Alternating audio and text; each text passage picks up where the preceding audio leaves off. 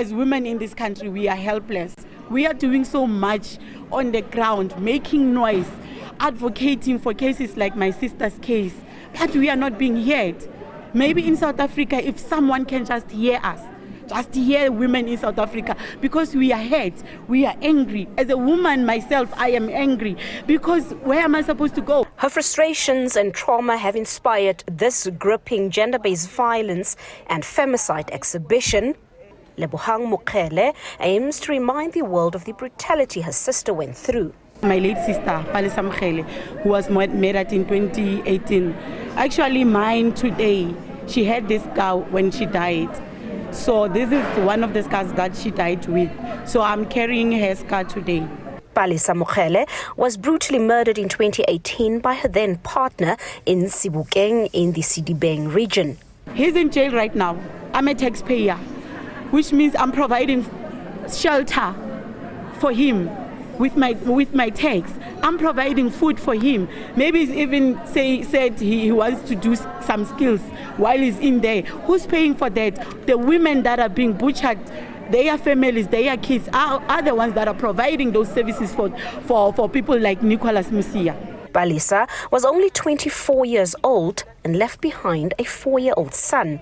The perpetrator was given only 10 years in prison. We didn't get justice because it's minimum sentence. One day, how am I going to respond to Palesa's son when he asked Mam Kulu what happened to my mom's case? Am I going to tell the son that the state decided to give the perpetrator 10 years, which is possible that he can get out of jail before that 10 years. So for me, it doesn't sit well with me. And what's worse is the judge didn't even give us, the family, a chance to say something. We just wanted to be heard, to say something, and especially how has this whole thing treated us? How are we? The police allegedly didn't make it easy either. The police, they would even tell me that, Lebohang, you should go find the perpetrator, and when you find the perpetrator, you should call us. I mean, how do I do that? This person took the baby sister of the family. I'm hurt, I'm traumatized, I'm scared. I even had to lose my job because the perpetrator was making threats that he knows what time I go to work. He knows what time I get back to work. And normally it was winter. I go to work, it's dark. I come back to work, it's also dark. So I had to resign at work, and I was the head of the family, the provider, doing everything. Now I can't even provide for Palesa's son because she left her son. He had the nerve to tell the magistrate that he has a son, so therefore he has to be given a lenient sentence. What about Palesa's son? This artistic brutality also there to remind us of the miscarriage of justice for many victims of GBVF. Justice system, it's made to protect the perpetrators. If it wasn't like that, we would have been heard. We would have been given a chance just to stand, even if it was 10 minutes, just for us to say how this has affected us. I mean, now I have memory loss because of the trauma that I encountered. I had to go to my sister's corpse and try to wake her up. And she was naked. The guy butchered her with a thick pot. Her body was totally I